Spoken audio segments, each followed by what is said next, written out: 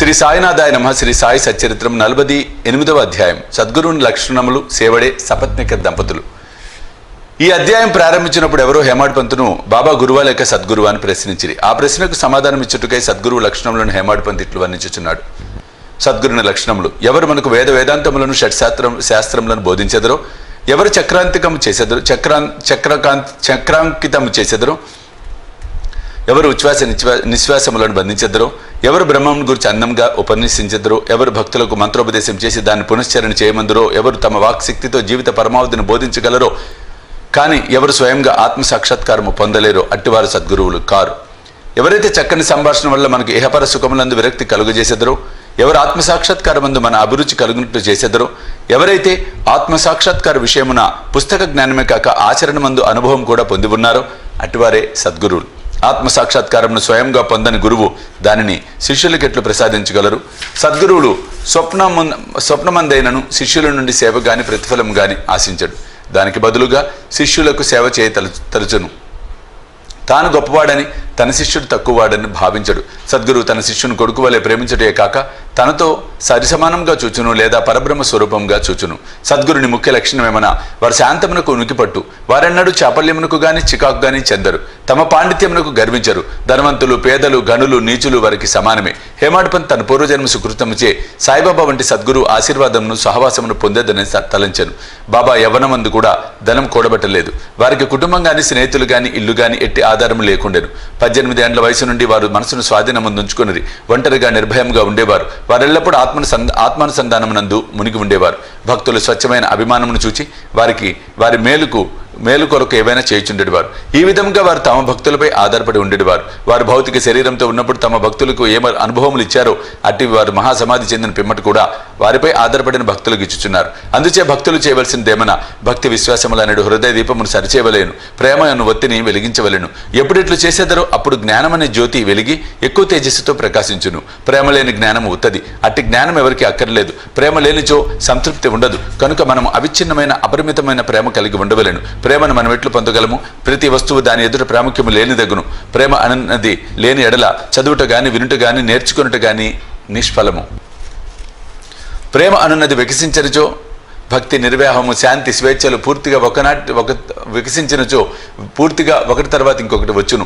దేనిని గురించి కానీ మిక్కిలి చింతించినదే దాని యందు మనకు ప్రేమ కలగదు. యథార్థమైన కాంక్ష, ఉత్తమమైన భావమున్న చోటని భగవంతుడు తానే సాక్షాత్కరించును. అది ఏ ప్రేమ, అది ఏ మోక్షము. ఈ అధ్యాయంలో చెప్పవలసిన ముఖ్య కథను పరిశీలించదము. స్వచ్ఛమైన మనసుతో ఎవరైనాను నిజమైన యోగీశ్వరుని వద్దకు పోయి వారి పాదములపై పడినచో తుట్టతుతకు రక్షింపబడుదురు. ఈ విషయము ఈ దిగువ కథ వలన విసిదపడును.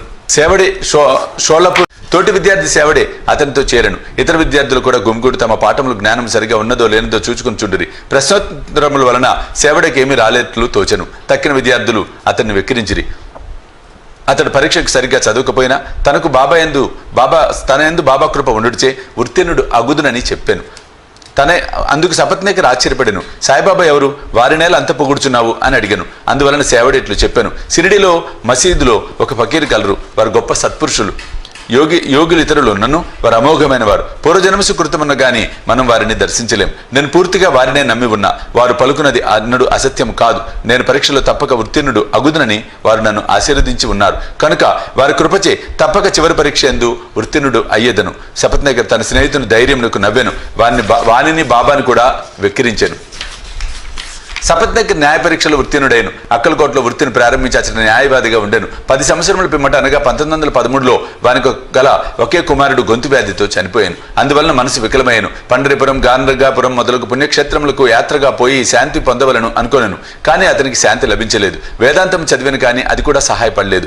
అంతలో సేవడే మాటలు అతనికి బాబా ఎందుకు గల భక్తి జ్ఞప్తికి వచ్చాను. కాబట్టి తాను కూడా షిరిడికి పోయి సాయిని చూడవలను అనుకోనను. అతడు తన సోదరుడు ఒక పండితరావుతో షిరిడి వెళ్ళాను. దూరం నుండి బాబా దర్శనం చేసి సంతసించాను. గొప్ప భక్తితో బాబా వద్దకు ఎగి ఒక టెంకాయ నచ్చడి పెట్టి బాబా పాదములకు నమస్కారం చేశాను.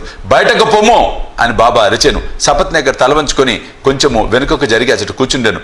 బాబా కటాక్షమును పొందుటకై ఎవరి సలహానైనా తీసుకున్నట్టుకు ప్రయత్నించాను. కొందరు బాలాశింపి పేరు చెప్పిరి. అతని వద్దకు పోయి సహాయం కోరాను. వారు బాబా ఫోటోలు కొని బాబా వద్దకు మసీదుకు వెళ్ళిరి. బాలశింప ఒక ఫోటోను బాబా చేతిలో పెట్టి ఎవరిది అని అడిగాను. దానిని ప్రేమించు వారిది అని బాబా చెప్పుచు సపత్నేకర్ వైపు చూపాను. బాబా నవ్వగా అచటి వారు నవ్విరి.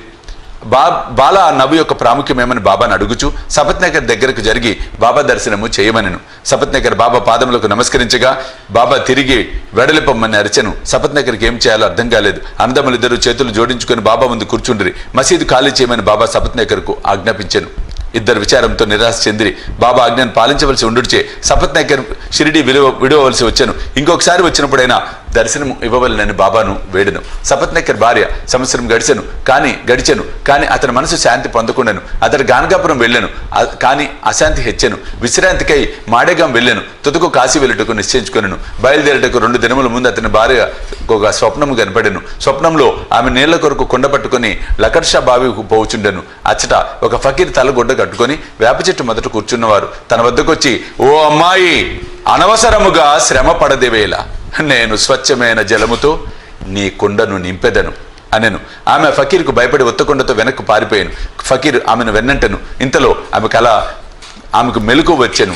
ఆమె తన కలను భర్తకు చెప్పాను. అదే శుభ శకునం అనుకుని ఇద్దరు షిరిడి బయలుదేరి వారు మసీదు చేరినప్పటికీ బాబా అక్కడ లేడు. బాబా లెండి తోటకు వెళ్ళి ఉండిరి. బాబా తిరిగి వచ్చే వరకు వారచ్చట ఆగిరి. ఆమె స్వప్నంలో తాను చూసిన ఫకీర్ను బాబాకు భేదం లేదని విను. ఆమె మిగులు భక్తితో బాబాకు సాష్టాంగ నమస్కారము చేసి బాబాను చూచుటకు అచ్చటనే కూర్చుండెను. ఆమె అనుకువా చూచి బాబా సందర్శించి బాబా తన మామూలు పద్ధతిలో ఒక కథ చెప్పటం ప్రారంభించాను.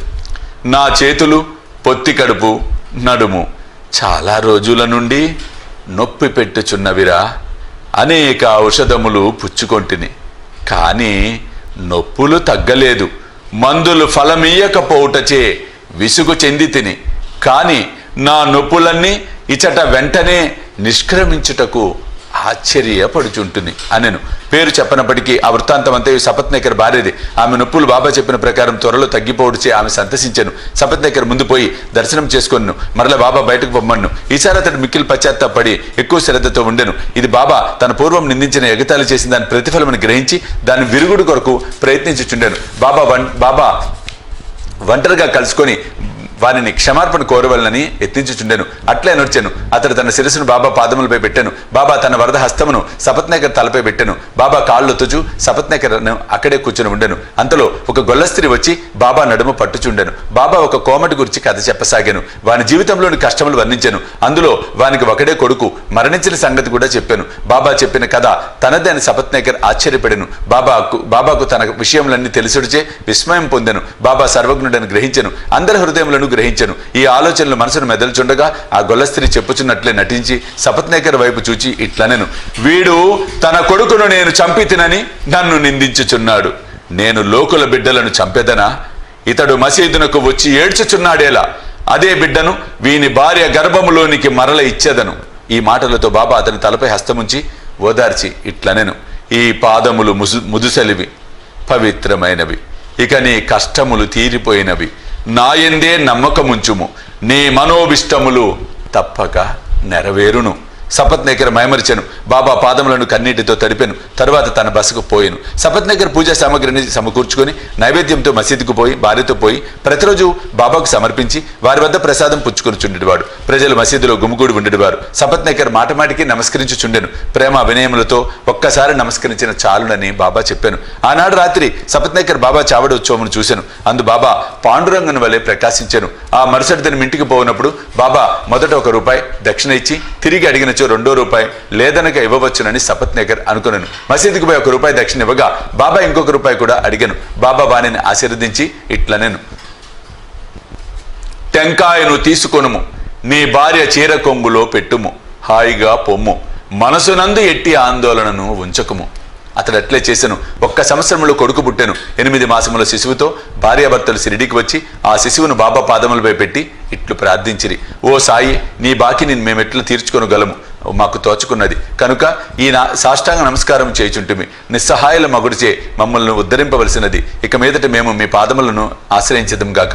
అనేక ఆలోచనలు సంగతులు స్వప్నావస్థలోను జాగ్రత్తావస్థలోను మమ్మలను బాధించును. మా మనసులను నీ భజన వైపు మరల్చి మమ్ము రక్షింపుము. ఆ దంపతులు తమ కుమారునకు మురళీధర్ అను పేరు పెట్టిరి. తర్వాత భాస్కర్, దినకర్ అను ఇద్దరు జన్మించిరి. బాబా మాటలు వృధా పోవని సపత్నేకర్ దంపతులు గ్రహించిరి. అవి అక్షరాల జరుగునని కూడా నమ్మిరి. 48వ అధ్యాయం సంపూర్ణము. సద్గురు శ్రీ సాయినాథ్ అర్పణమస్తు. శుభం భవతు.